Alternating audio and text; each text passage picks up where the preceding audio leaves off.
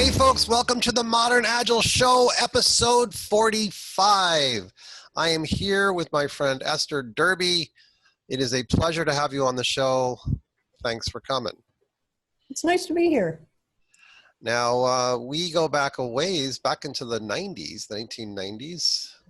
Yeah, it must be that or early 2000s. Yeah, Somewhere that's right, in there. somewhere in there. Yeah. We met at a Jerry Weinberg experiential design workshop. Yep. We were all honing our ability to design experiential exercises for deep learning. That was great. Yeah, it was a fun class. Well, it really was. Since then, you have gone on to write a whole bunch of different books and help a lot of companies around the globe. Mm-hmm. And there's a whole lot to talk about here. So we ought to get started. I will want to mention some of your books. Here's Behind Closed Doors that you co-authored with Johanna Rothman. Yep, we both had the experience of being developers on Wednesday and managers on Thursday. So we wrote a little book for people who are having that experience. And then there's the Agile Retrospectives book with Diana Larson. Mm-hmm. So that's another wonderful contribution to the art of learning. Yeah, that's all about learning. And then your latest book, which I'm super excited about, is this one here. 7 Rules for Positive, Productive Change. And it's filled with, the subtitle being Micro Shifts, Macro Results. So that just came out, right? It came out in August Yeah. of last year. So it came out end of last summer. Yes. And it's a great book. I really love this book. I think it's very important, especially given that change is so difficult. Well, some change is difficult. Yes. Yeah. Well, it might be interesting to discuss. Now, a lot of the people watching the show or listening to the show are involved in Agile or Lean transformations or some form of organizational transformation. And I think this book really speaks to that, to both the positive, productive changes that can be made, but it also brings up stories of ineffective change or changes that just don't work too well. Yeah, well, I see that a lot, and I suspect you do too.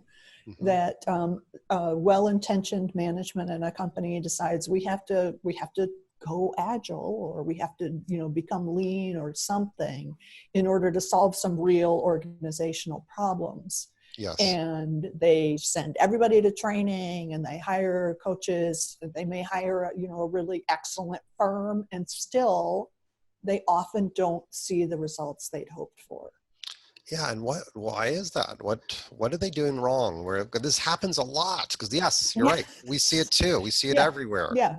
Well, and you may succeed at a team level, right, or with several teams, but the organizational patterns still persist. Mm-hmm. And my observation is that what often happens is that people find a package solution and they overlay that onto their existing structures, policies, ways of thinking, ways of rewarding, ways of managing, and they get a very superficial sort of change. Yes. Right. They may change the language they use, the story in the book. They went from having documents to work products, or they go from having project managers to scrum masters. But the patterns of interaction, the patterns of behavior, the patterns of results stay the same. Right. And that's because they didn't address these underlying structures. Right, they overlaid something on top of it without addressing the factors that were actually contributing to the patterns that they were seeing. Yeah. Right. Now, I was thinking what you just said made me think of Jeffrey Moore's book, Crossing the Chasm. And in that book, he says that a lot of the early to late majority prefer evolution, not revolution. And so they're happy to basically do exactly what you said, layer in the new stuff on top of the old stuff, because they don't want a revolution to the old ways. They just want to add in some things to make things better. Well, and that's interesting because that might make micro shifts attractive to them. Right? Because big change freaks people out. Yes. I mean, often, not everybody, obviously. I mean, we all choose big changes in our lives at various times, but but in many, many organizations, that sort of huge revolutionary change just freaks people out. I mean, people feel a sense of loss. They feel a sense of loss of control. They feel like, you know, I've spent my years building up my status and my, you know, my little turf here, and now it's gone. And changing the underlying factors, small little incremental changes, kind of nudging in a better direction, doesn't freak people out, right? Because it doesn't feel like an existential threat. Right. But it can actually change things dramatically over time. That's the great part. If that macro result happens, then you know, so then here's a quick question for you. What is a change you can talk about, you know, that you were part of that led to the kind of macro result that came through the micro changes, that you know, a journey like that? Yeah, well, I worked with a company where to some extent, the major change I inserted was asking different questions. So when I got there, the first visit I had, there was one of their senior vice presidents was saying, "Why aren't these teams accountable?" And he had this kind of hand motion. And so I started paying attention to that, and I noticed that was pervasive. That anytime something went wrong, it was, why aren't the teams accountable? And then people would say, well, when I take on a commitment, I always follow through, right? So there was no problem solving, right? The minute that happened, people stopped solving problems, and it was just quiet. So I started asking very different questions like, I wonder who's there when that commitment was made. And people would say, well, of course the team made the commitment. And then we said, well, let's go ask them. And then it would turn out that the team wasn't actually there, that the commitment was made on their behalf by someone else. And so I just kept asking different questions, which led people to look at different data and understand the dynamics in a different way. I see. And you know, that led to other little changes. That led to differences in how they were accounting for capacity. And they got a lot more realistic about what can a team actually accomplish, which changed the way they were interacting with their customers and making promises to their customers. So it had a broad systemic effect. I see. So over time. And they were open-minded also to make changes, that they were humble enough to realize that they did need to change. You know, in some ways the changes were so small that it didn't feel like, oh my God, we're changing everything. And did this go over a period of you know, weeks, months, years? Yeah, it took you know, it took a couple of years for the changes to the way the customer relationships were being handled. So it took some time for that to seep through. And people often, when I talk about micro shifts, they feel like, oh, well, that will take forever. If we're just doing all these small little experiments and it's just, you know, nudging us forward, it's going to take forever. Yeah, yeah. Well, it does. But if you think about all of the agile transformations we've both seen, where they spend, you know, a year training everybody and learning ceremonies and renaming all the roles and stuff, and have the same results, and then they bring in another company that says they're going to do a better job. You know, the actual elapsed time is not different. Right. I see. Right. And so yeah, interesting. No, that's cool. And it sounds like you're talking about a specific team or department, Like, was that a specific area of a company? That was actually a division Hmm. within a company. So, Yeah. I had most visibility into a group of about 1,000. Okay, so that's a big, that's a lot of people, Yeah, but that's a micro lot of people. shifts to how they worked. Who the So there was another interesting micro shift. I was there with some. There were some other people who we were all working together and sharing results and coordinating. But there's another really interesting little micro shift story. Is one of my colleagues, Don Gray. I think you might know Don too. Sure. He put up a diagram on one of the wall. He had an office that had a big whiteboard, and so he just drew a picture of how the teams were organized. When people would come in and you talk to them and you say, so I think this team is working on this and this team is working on this. And so eventually had this big picture, and then he started drawing circles around the teams that were committed to delivering together. So, except they weren't circles. I mean, sometimes they would be like this big horseshoe shape, and sometimes they'd be like, this team. So these, amoeba shapes that would include teams that were spread across 4 or 5 different geographical locations and 3 or 4 different time zones, sometimes with only, a half an hour of overlap. And people would come in and look at this picture and say, what's that? He'd start talking through it. And over time, the way the teams were organized shifted. They'd say, well, that makes no sense to have these 2 teams that are separated by 14 hours working on the same thing. Let's move that work over here. Yeah. So, and it wasn't a big, you're doing this in a stupid way, or you have to upset everything here and reorganize everything in a day. It's just like, this is what it looks like. Here's the micro shift. Here's the picture that gives people a different way to visualize what's going on and what's contributing to the patterns. And then they started shifting it themselves without a bunch of fanfare. And by the end, the team, there was still a lot of teams spread over geography and time zones, but it was, they decided we're going to constrain this no more than 2 time zones. Right. Wonderful. So it's very different from telling them what to do. Mm-hmm. It's instead exposing the system to them.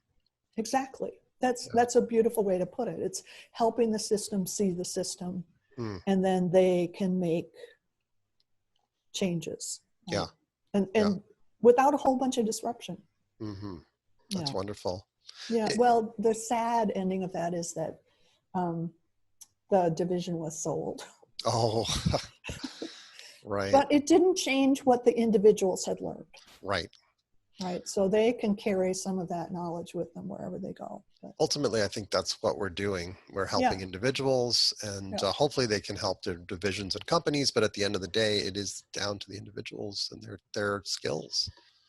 Well, and their ability to see the systems and be aware of what is contributing to the patterns. Yeah. The patterns that they're observing. And so no, go ahead. The macro result, what was that, observed in a business that functioned better?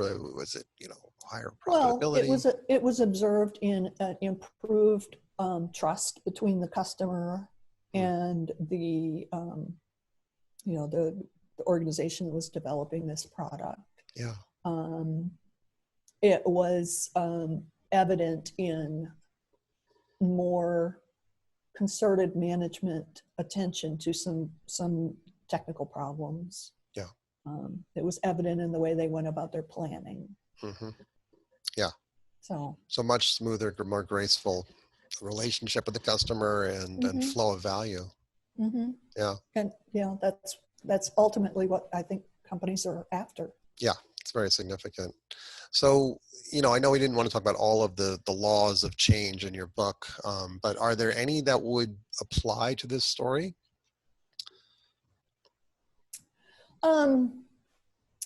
Well, So I think about these as heuristics, like they're Okay. guides to problem solving. Okay. Yeah. Sorry, Right. I called them laws, and that's Yeah, probably not that's okay. correct. Yeah. That's okay. I'm just You call them rules. but you couldn't sell a book called Seven Heuristics for Right. not gonna happen. So laws are rules, but really they're rules of thumbs. They're guides Yeah. for problem solving. Yes. So we used experiments a lot. Yep. Mm-hmm. You know, we used experiments a lot. We did, as a kind of a coaching group or consulting group, we did a lot of thinking about what are the underlying factors that contribute to these things and how can we make those visible to people, Right. which would fall under assess what is. Yep. Rule number 3. Yep. We tried to build on what was working, Mm-hmm. which would come under honor the past, present, and people. Mm-hmm.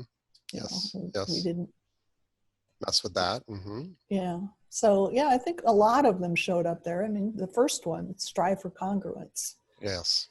What an Because in important. some ways, asking the question about, well, was that team present when this commitment was made? That was an effort to move people out of a blaming stance of saying, you know, what the organization needs and what I need is what matters. It doesn't matter what that team thinks. We're going to blame people.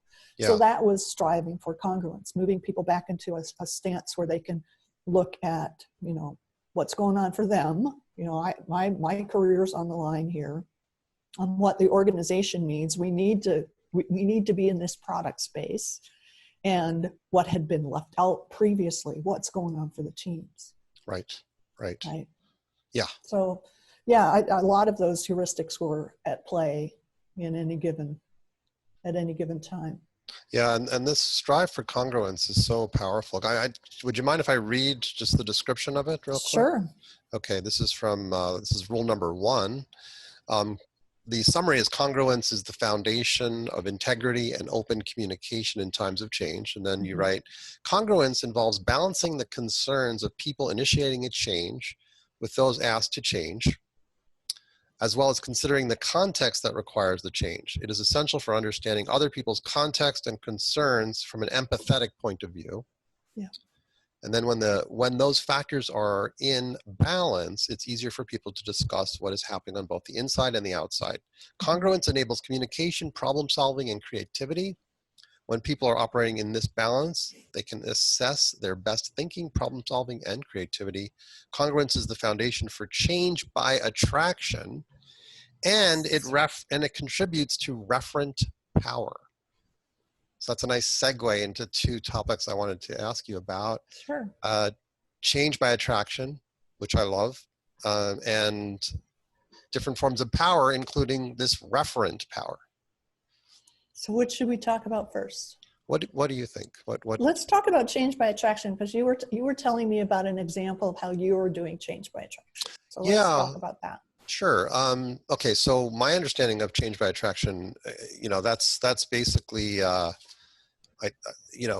it's where people are attracted to the change. They want to try this change. They're inspired by it. They're enthusiastic.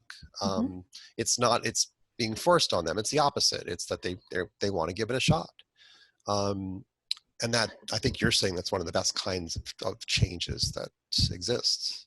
Absolutely. Right. I mean, it works on a couple of different levels, right? You have people who actually want to make it work, which if you have people who don't want to make it work, chances are it's not going to work, right? So you get people who actually want to try it and make a genuine effort. Yeah. So you're going to get a lot of information about what the organization is up against, right? By doing that little contained experiment. And you also remove the rationale of, oh, we could never do that here. Yeah, right. Right, because you have done it here.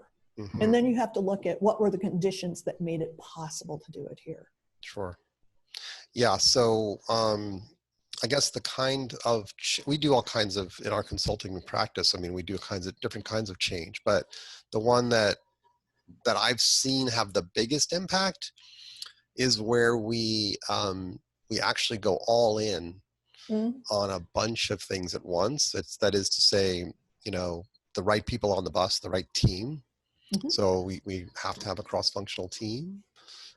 We are going to, perhaps if it's software, we're going to do a whole bunch of technical practices together at the same time. We are going to do a bunch of planning practices as well. So it's just all in on lean and agile practices and principles. However, it's opt-in. It's not thou shalt do this. It's, hey, you want to give this a shot? We're going to have this program. This is an important piece of a product that we're building, Mm-hmm. but it's an experiment. And if you want to join, you're welcome to participate for several months and see if you like it. Yeah. So it's also not the whole company at once, it sounds Right. like. That's right. Right. So it's not there's no rolling it out. There's no massive training. There's training, but it's targeted and it's followed up by coaching and mentoring. That's right. And modeling. That's right. And so within the scope of the whole organization, that's still pretty small, but it's a great way to learn.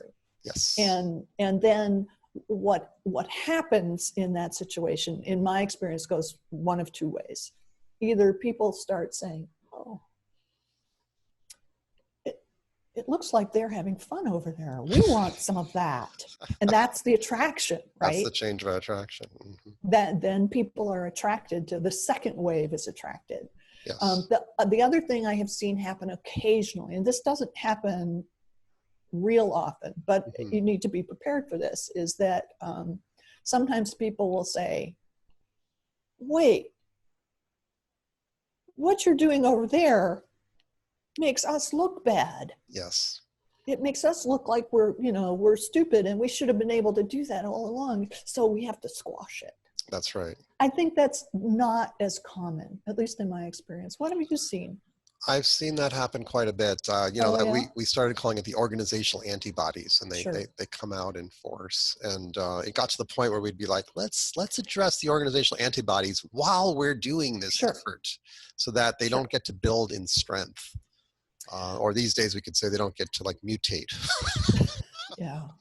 Well, but that goes back to it goes back to congruence, and it goes back to honoring the past, the present, and the people. Right. Because people are experiencing some sort of loss. Yes. Right. It's a loss of their sense of competence. It's like, I thought I was doing the right thing, and it turns out no, what I was doing wasn't great. But people don't like to be made to look wrong. Yeah. Right. So that's in a way how you address the antibodies. It's like, who stands to lose here? Yeah. Who's going to lose face? Who's going to lose competence? Who's going to lose, status? Yeah. Who's going to lose all those things? Because you have to address that. It's reasonable for people to protect that kind of stuff.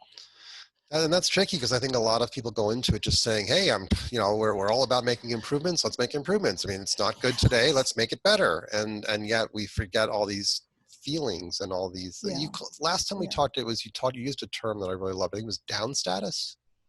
Oh, yeah. Yeah. I mean, I think this happens a lot with well-meaning, and I'm sure I've done it at various points in my life, I'm sure I have too.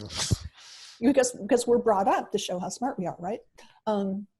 So someone well-intentioned comes in and starts trying to show people how to do things, try to be their teacher, right? And teacher is a high status role, right? And if someone hasn't given you that status or invited you into that status, and you try to teach them something, it down statuses them. Right. Right. And when people are down statused, they feel defended. Mm-hmm. And that's not a good place to try to make a change. No. People are in a protective mode, and it's not because they're stupid, bad, or wrong. That's human, right? Yeah. Right. So that's another thing I've been thinking about a lot lately, is that the traditional ways we go about change. If you think back to the big change methodologies, where you make a plan and you have a guiding coalition and all this stuff, they rely heavily on logic and reason. Yeah. Which doesn't leave any room for the emotional and psychological aspects of change. Right. So when people can't talk about it, it doesn't go away. When people try to talk people out of it, it actually tends to ratchet up. Yeah. So how do you help people to not get into a defensive mode when you're starting to make a change with, let's say, a division or a department or a team? They're somewhere else and they're hearing about this. What do you do? What do you do to tame those, feelings of, wow, they're making me look bad because they're having such success? Well, I try to be empathetic, Mm, and I try to talk about what the conditions were that made it possible, right. so that people can begin to say, oh, it's not because we're stupid, it's because the conditions aren't conducive for this, right? Right. It goes back to what are the underlying factors. Mm, So here are the things that made it possible. Here's the environment that we had that made it possible for this to emerge. right. Let's see if we can make that environment here. Or I build on what's working, right? Because Hmm. there's always something that's working, Yeah. always. Yeah. And as you say, acknowledging that is so important. I mean, Yeah. we go back to the 80s and 90s, and systems were built and shipped before we were considering this agile. It happened, right? I used to tell people all the time, like, yeah, we love lean, we love agile principles and practices. However, it doesn't mean you can't write and produce a system the old-fashioned way. It's just, let's honor that. Well, and there are certain types of systems where you can know all the requirements up front. Yes. Yes, absolutely. And waterfall works. Yeah. I If you can spend, I worked on a project. I actually came into it a year into the project. They hadn't done a stitch of development work, mhm, but they had spent a year understanding what was needed. right. This was an accounting thing, right? But they Hmm. spent a year, right? So then they could just write it. Right. So it's not that it's impossible, stupid, bad, or wrong. It's most of the problems that we work on and most of the products that we work on in the current world aren't like that. Right. Yeah. I mean, if you can get to the result quickly, easily, and gracefully, I'm like, who cares how you did it? Like, I mean, it's yeah. I think we can get blinders on. Like, I call them agile Sure. blinders because I remember we needed an API. We needed to be able to pull data from this developer tool, and they had never exposed that data before. It's like, and when people are refactoring or running tests or Mm-hmm. things like that, we needed to know when that was happening, and we need to know specific data about those events. And they said, okay, great, write us a spec. I was like, a spec? Wow, I haven't done that in a really long time. You don't want to like just do a little bit of work and get it started? And like, nope, that they own the tool. It's their choice. There was no, they did it as they're a partner of ours, JetBrains. And I was like, okay, I'll write the spec, and it felt really old fashioned, but I spec'd out every last bit of data we wanted, sent Mm-hmm. it to them. And then they, a little while later, they sent back the API and like, here you go. And it was fine. It was actually, it was not really conducive to Agile because it was discrete amount of data that we needed, very, very specific. It was like, this is what we need, please provide it. And they did. So I realized, wow, I mean, I wanted to approach it in an agile way and it didn't really fit. Well, it goes back to context, right? Yeah, it's context is everything. Yep. So, so this referent power, like, and Yes. forms of power, like going back to that story you were telling, what kind of power was at play, and how did it change? Like, first of all, I think we should define what referent power means. Sure. So I think of referent power as power that is based on relationships of respect. So people respect that you have good intentions. They know that you have a history of making decisions in the past that considered weighed points of view in a reasonable way, and that you have relationships with people, and Yeah. that gives you a certain amount of trust and a certain amount of okay, well, we'll try it and we'll work with you, right? So I find this is a really powerful form of power, and it is what most coaches and consultants work from. Yes. Right. It's all about referent power. It's all about creating some kind of connection, creating some kind of rapport, demonstrating that you understand the problem that people are facing, you understand their challenges, you're not just there to judge them, right? And then, you get some leeway. Yeah. People are willing to try because you've listened to them, they're willing to listen to you. Right. Now, in most organizations, what people are familiar with is positional power, which is, I'm a vice president, what I say goes. Or reward power, which is, if you achieve these benchmarks of having X projects be agile by this, you get a bonus. And when that fails, and this is true in many formal change methods, they rely on coercion. Coercive power. Yeah, coercive power. If you don't do this, you will experience some sanctions. And it might be, you won't get to have a good project, you won't be promoted, you may be fired. Not a good use of power in general. What's interesting is that people are very familiar with those forms of power. Right. Right. They're familiar with that currency. The downside of all of those three forms of power is that the best you can hope for is compliance. Right? Yeah. People will comply because their boss said so. People will comply because they want to get the bonus. People will comply to avoid punishment.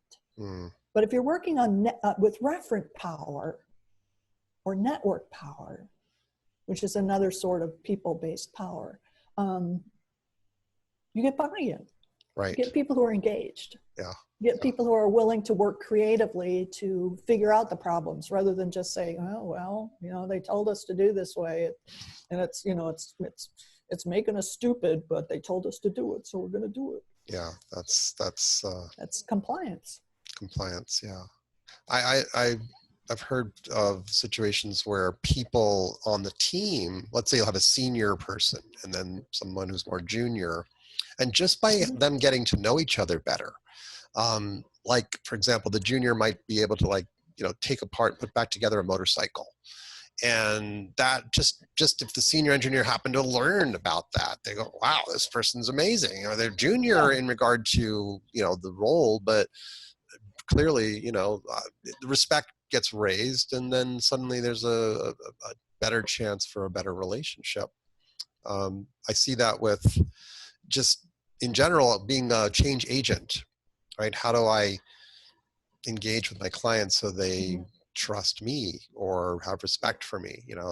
You've written a bunch of books, and I'm sure that helps to some extent, being an author or flying somewhere far away and coming in from afar. Yes, the expert from 50 miles away.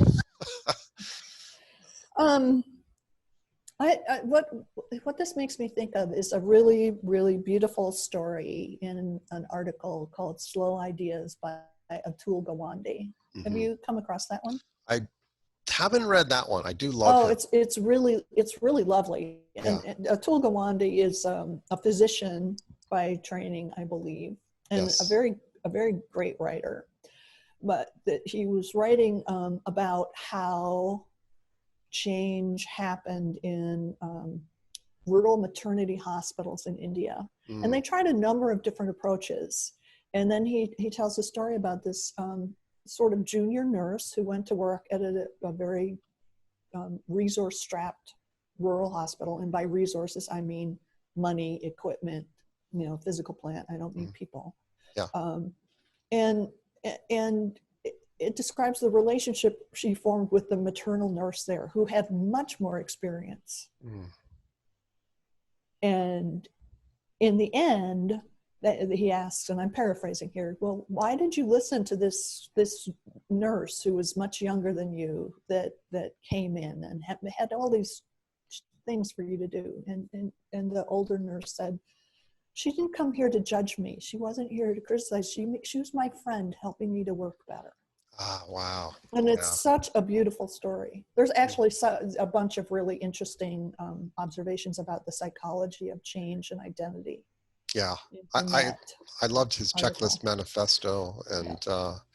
and his observation that, you know, no matter where you are in your profession, get a coach. That blew my mind. Like, he literally went back to one of his professors and had his professor observing him in the operating room to give him a few tips on how he could improve. I mean, he's that, you know, humble that, you know, he's a world renowned surgeon, and yet he still has someone watching him doing a surgery and saying, I noticed a couple little things.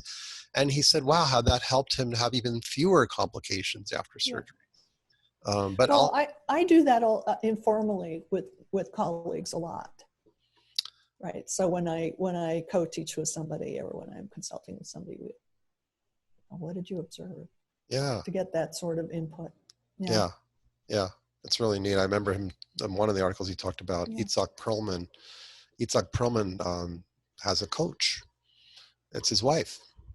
And they both met at Juilliard, and she decided to not go on to becoming a, you know, touring musician and stuff, but she's his coach. And so she helps him all the time with observations and things like that. So anyway. Well, that can be tricky in an intimate relationship. Yes.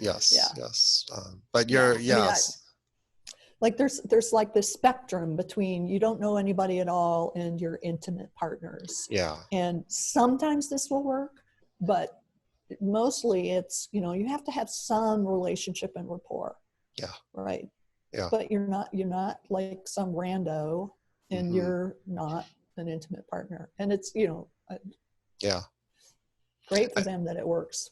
I mean, I know we used to have we have a lot of people coaching together and coaching teams together. So two coaches coaching on one team. One time we had a problem that the team kind of wanted us to get rid of one of the coaches, one of the two coaches. And I was like, what's wrong? This person's great. I mean, you know, they're like, well, you know, we come in after the weekend and the other coach kind of like is friendly and asks us how our weekend was and what were we up to. And the other one's just like, let's get to work. And, you know, it was, I don't know, perhaps one of those situations where, like your story about the nurse, you know, there wasn't enough collaboration or just camaraderie, maybe acknowledging each other's humanity. Yeah. And I have met people that hate that. Oh. Right. They just want to get to work. They just want to get to work. They don't, you know, but in my experience, that's the exception. Yeah. I mean, I have met people who genuinely are so private that they don't want to share what they did over the weekend. And frankly, sometimes depending on who's asking, I don't want to share either. Right. So we all have different needs for inclusion and for disclosure. Right. So I think there has to be some sensitivity to that. Yeah. And it's a shame that, you know, it got to the point where they wanted him to go away before anyone said anything about it. Or before he noticed, maybe. Okay, so I have another question for you.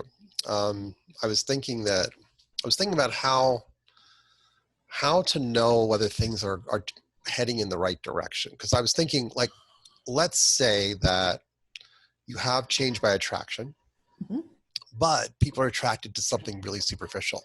They're like, oh yeah, I want to get in on this giant superficial change that the company's doing. I'm attracted to this. I've been wanting to learn this stuff.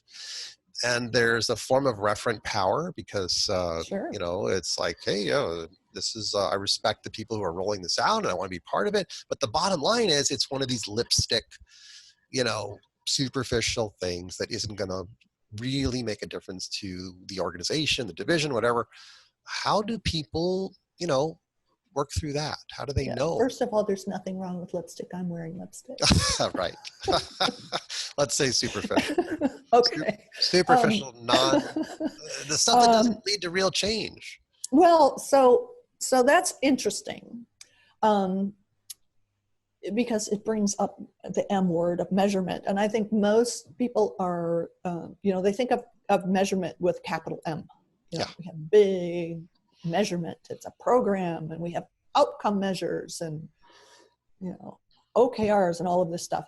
And I think what you really need when you're making a change is you need to know what the outcome you're hoping for is. You need to have some sense of what eventually do we want to change, but you can't wait for those measures. They're too far out.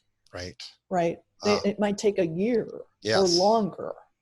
Right. So one of the things I do is I look at the factors that I'm trying to work on. What are all of these myriad little contributing factors? And I think about what is the smallest thing I could observe or detect. I don't use the word measure much, but what's the smallest thing I could observe that would tell me that this change is headed in the direction we anticipated it would if it were moving in a desirable direction for this overall change. I love that. So I have a lot of little steering measures. Which also says, well, this isn't going where I thought it was going to go. And I thought these were going to be affected in this way, but they're affected in a different way. So then I can do some more problem solving and adjust things. I can tweak things. I can do a little different experiment. I can pull some experiment back. But I think that's often missing in the changes I see. There's some, and some don't have any outcome measure because they don't have a baseline. They just want better. Measured by who knows what. But so you have to keep an eye on what is the end result we're hoping to achieve. But then to steer it, you need to have all of those little tiny measures. Do you sail? I have sailed. You have sailed. So I thought you had that in your background. So I used to sail too. And you may set a course to some land over there, but you seldom go in a straight line. You're paying attention to the wind, you're paying attention to the water, you're paying attention to, if you're in the shadow of another boat, or it's a tugboat that's coming a million miles. So you make, there's a wake. You have to make all of these little adjustments, still heading that direction.